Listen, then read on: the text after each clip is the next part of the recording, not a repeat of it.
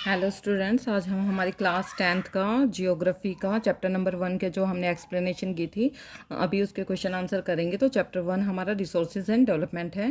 तो इसके question answer हैं। Question number 1, name 3 states having black soil and the crop which is mainly grown in it. तो हमें ऐसे 3 स्टेट्स के नाम बताने हैं जहाँ की ब्लैक सॉइल पाई जाती है और वहाँ पर कौन सी जो क्रॉप है वो उगाई जा सकती है। 3 states having black soil are Maharashtra, Madhya Pradesh and Chhattisgarh. ये जो 3 स्टेट्स हैं जहाँ पर ब्लैक सोइल पाई जाती हैं उनमें से 3 हैं महाराष्ट्र, मध्य प्रदेश और छत्तीसगढ़। ठीक है। Black soil is ideal for growing cotton and is also known as black cotton soil. यहाँ पे कॉटन जो है बहुत अच्छी उगाई जा सकती है, इसकी जो क्रॉप है बहुत अच्छी हो सकती है, इसलिए इस ब्लैक सोइल को ब्लैक कॉटन सोइल भी कहा जाता है। सेकेंड क्वेश्चन हमारा है, what type of soil is found in the river deltas of the eastern coast, give 3 main features of this type of soil. तो यहाँ पे ये जो रिवर डेल्टास, ईस्टर्न कोस्ट में जो रिवर डेल्टास हैं वहाँ पे किस तरह की सोइल जो है वो पाई जाती है और इसके इस सोइल के 3 फीचर्स हमें बताने हैं, कुछ मेन फीचर्स हमें बताने हैं। तो सबसे पहले alluvial soil is found in the river deltas of the eastern coast. जो ईस्टर्न कोस्ट की रिवर डेल्टास हैं वहाँ पे एल्यूवियल सॉइल जो है वो पाई जाती है। और इसके मेन फीचर्स जो हैं एल्यूवियल सॉइल के वो हैं, सबसे पहला, this consist of sand, silt and clay. ये जो सॉइल होती है ये सैंड, सिल्ट और क्ले तीनों का मिक्सचर होती है और it contains potash, phosphoric acid and lime. और इसमें क्या क्या पाया जाता है भरपूर मात्रा में? पोटाश, फॉस्फोरिक और फॉस्फोरिक एसिड एंड लाइम पाया जाता है, जिससे कि जो क्रॉप है वो बहुत अच्छी होती है हमारी। It is very fertile land, बहुत ज़्यादा फर्टाइल लैंड होती है ये। ठीक है। What steps can be taken to control soil erosion in the hilly area? और जो हिली एरिया में जो सॉइल इरोजन को कंट्रोल करने के लिए कौन कौन से स्टेप उठाए जा सकते हैं? Some steps can be taken to control soil erosion in the hilly area. कुछ स्टेप्स ऐसे हैं जो सॉइल इरोजन को, हिली एरिया में जो सॉइल इरोजन होती है उसको कंट्रोल करने के लिए कुछ स्टेप्स उठाए गए हैं और उठाए जा भी सकते हैं, और ये हैं।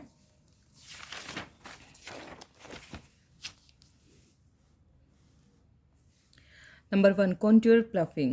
Ploughing along the contour lines can decelerate the flow of water down the slopes. जो contour ploughing होती है ना, इसमें जो ploughing है वो contour lines में करवाई जाती है। ठीक है, जिससे कि जो water का flow है वो कम हो जाता है। This is called contour ploughing। इसी को contour ploughing कहते हैं, प्लफिंग कहते हैं। Terrace cultivation, steps can B cut out on the slopes making terraces. अब जो ना स्टेप्स काट दी जाती हैं स्टेप स्लोप में, जैसे ऊपर से नीचे की तरफ स्टेप्स बना दिए जाते हैं और इनके टेरेस टाइप में, ठीक है, और काफ़ी ऊंचे ऊंचे टेरेस टाइप में जो ये है कल्टीवेशन की जाती है। इट रेस्ट्रिक्ट्स इरोजन, और इससे भी इरोजन को कम किया जा सकता है। स्ट्रिप क्रॉपिंग, अब स्ट्रिप क्रॉपिंग क्या होता है? Strips of grass are left to grow between the crops. अब जो ग्रास की स्ट्रिप्स ग्रो कर दी जाती हैं या छोड़ दी जाती हैं, जो पहले से घास उगी हुई है, या तो उसकी स्ट्रिप्स जो हैं थोड़ी थोड़ी घास छोड़ दी जाती है या फिर वहाँ पे उगा दी जाती है घास। ठीक है, जो ग्रास है वो उगा दी जाती है। These breaks up the force of wind, और अगर ज़्यादा हवा चलती है तो वो जो ग्रास होती है वो विंड के फोर्स को रोक देती है। ठीक है, जिससे भी जो क्रॉप है वो ख़राब नहीं होती है, सॉइल जो है वो उड़ उड़ कर जो चली जाती है वो नहीं जाती। तो this method is known as strip cropping. Shelter belt, shelter belt का मतलब होता है कि planting lines of trees to create shelter. और वहाँ पे ना लाइन में प्लांट कर दिए जाते हैं ट्रीज़ को शेल्टर बनाने के लिए। शेल्टर का मतलब उसको क्रॉप को बचाने के लिए, ताकि ज़्यादा हवा या ज़्यादा पानी आए ना तो वो जो प्लांट्स हैं वो उसको रोक लें। ट्री या प्लांट जो भी लगाए जाते हैं वो सारे उसको रोक लें। These shelter belts have contributed to the stabilization of sand dunes। वही सैंड ड्यून्स की स्टेबलाइजेशन मतलब उसको रोक के रखता है। वहाँ की जो सैंड है वो उड़ती नहीं है या बह के नहीं जाती, वो उन प्लांट्स के थ्रू या ट्रीज़ के आसपास रुक जाती है। क्वेश्चन नंबर 4 है हमारा, what are the biotic and abiotic resources, give some examples. तो बायोटिक और अबायोटिक रिसोर्सेज क्या होते हैं, इसके एग्जांपल हमें बताने हैं। Biotic resources are living things within an ecosystem such as plants, animals and bacteria. जो बायोटिक रिसोर्स होते हैं ये लिविंग थिंग्स होती हैं, ठीक है। किस में, जो हमारा इकोसिस्टम है, जो हमारा एनवायरनमेंट है, इसमें जितने भी लिविंग थिंग्स हैं वो बायोटिक्स रिसोर्सेज के अंदर आती हैं, plants, animals, bacteria. Abiotic resources में आते हैं, abiotic resources are non living component. जो भी नॉन लिविंग कंपोनेंट होते हैं वो अबायोटिक में आते हैं, such as water, soil and atmosphere. ठीक है। नेक्स्ट हमारा लॉन्ग क्वेश्चन आंसर। इसमें क्वेश्चन नंबर 1 है, explain land use pattern in India and why has the land under forest not increased much since 1960-61। अब हमें लैंड पैटर्न देखना है कि इंडिया में कैसा लैंड पैटर्न को एक्सप्लेन करना है, और किस तरह की जो फॉरेस्ट हैं, फॉरेस्ट थे पहले, ठीक है, और कैसे ये इंक्रीज होते जा रहे हैं। The use of land is determined by physical factors as well as human factors. जो यूज़ ऑफ लैंड है, मतलब यहाँ पे क्या है, जो पहले फॉरेस्ट थे और अब उस लैंड का यूज़ करते जा रहे हैं, और वो यूज़ जो है इंक्रीज होता जा रहा है। ठीक है, तो उसके रीज़न बताने क्यों हो रहा है ऐसा। तो use of land is determined by physical factor. जो ये लैंड का यूज़ है ना, ये फिजिकल फैक्टर की वजह से हो रहा है, as well as human factors की वजह से भी हो रहा है। Physical factors such as topography, climate, soil types, and human factors such as population density, technological capability, and culture and tradition, etc.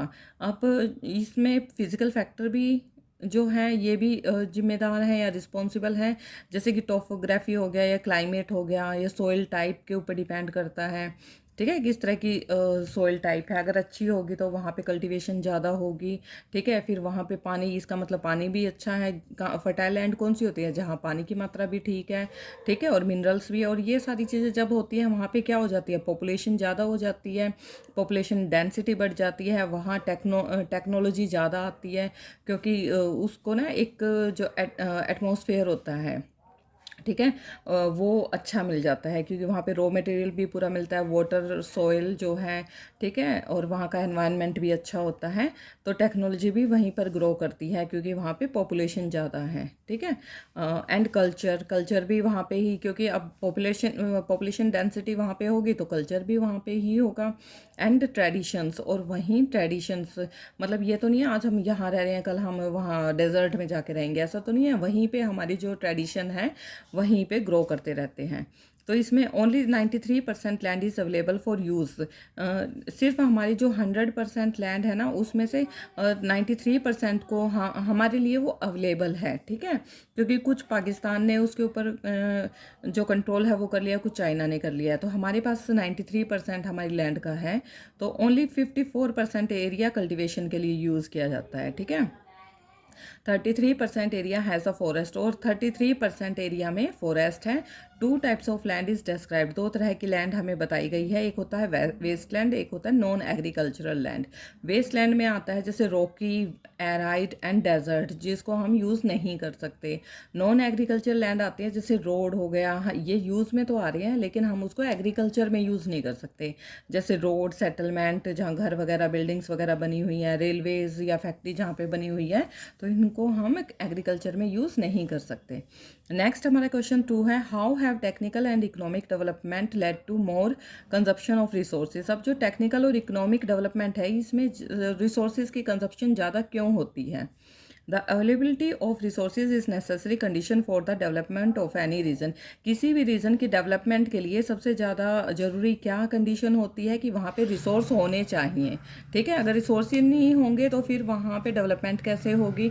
ठीक है, मान लिया अगर हमें मान लिया एग्रीकल्चर में ही डेवलपमेंट करनी है, या किसी टेक्नोलॉजी में ही डेवलपमेंट करनी है, तो पहले वहाँ पे क्या होने चाहिए, रॉ मटेरियल होने चाहिए।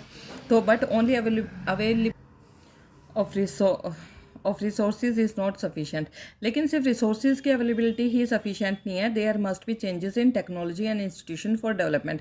वहाँ पे टेक्नोलॉजी और इंस्टीट्यूशन भी होने चाहिए जो कि उस डेवलपमेंट को और ज़्यादा डेवलप कर सकें। ठीक है, मान लीजिए डेवलपमेंट तो हो रही है, लेकिन और ज़्यादा उसको डेवलप करने के लिए वहाँ पे टेक्नोलॉजी और इंस्टीट्यूशन भी होने बहुत ज़रूरी हैं।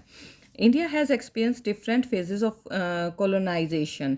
कॉलोनाइजेशन में क्या आता है, क्या होता है कॉलोनाइजेशन का मतलब, जब कोई कंट्री जैसे ब्रिटेन ने हमारे ऊपर रूल किया था, तो यहाँ पे कॉलोनाइजेशन था। कॉलोनाइजेशन मतलब हम उनके अंडर में थे। ठीक है? किसी दूसरी कंट्री को अपने अंडर में लेना, ठीक है? उसके ऊपर रूल करना, इसका मतलब वो वहाँ पे कोलोनाइज़ेशन है। तो इंडिया ने ये कोलोनाइज़ेशन को एक्सपीरियंस किया है और डिफरेंट डिफरेंट फेजेस थे। कभी मुग़ल आ रहे हैं, कभी ब्रिटिश आ रहे हैं, कभी कोई आ रहा है, मतलब रूल करते जा रहे हैं उसके ऊपर। तो colonizing countries were exploiting by the foreign invaders, मतलब अलग अलग foreign invaders आ रहे हैं, उसको exploit करते जा रहे हैं, ठीक है? तो thus resources can contribute to development when they are used by appropriate technological development and institutional changes। अब ये जो resources की exploitation हो रहा है, ठीक है?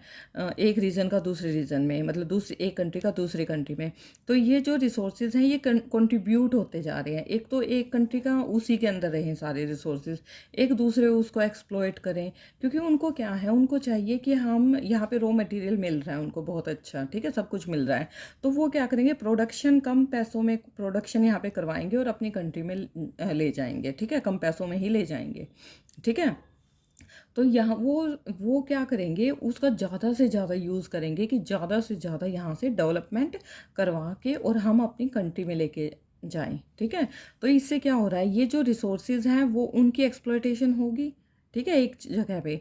When they are used by appropriate technological development and institutional changes and we should conserve all the resources. लेकिन हमें क्या ज़रूरत है, उन रिसोर्सेज को कंजर्व करने की, उनको एक्सप्लॉयट करने की ज़रूरत नहीं है कि कोई आके एक्सप्लॉयट करे, हमें ज़रूरत है उनको ज़्यादा से ज़्यादा कंजर्व करने की, जो कि हमारे यहाँ इंडिया में से बहुत जो दूसरी कंट्रीज़ ने हमारे रिसोर्सेज को एक्सप्लॉयट किया है वो नहीं होना चाहिए था, ठीक है। आई थिंक ये चैप्टर के क्वेश्चन आंसर और ये चैप्टर बहुत अच्छे से समझ में आ गया होगा सबके, ठीक है। इसके जो इम्पोर्टेंट नोट्स हैं वो भी मैं आपको करवाऊंगी, जो कि आपके जो 10th के आपके बोर्ड के एग्ज़ाम में बहुत ज़्यादा बेनिफिशियल होंगे।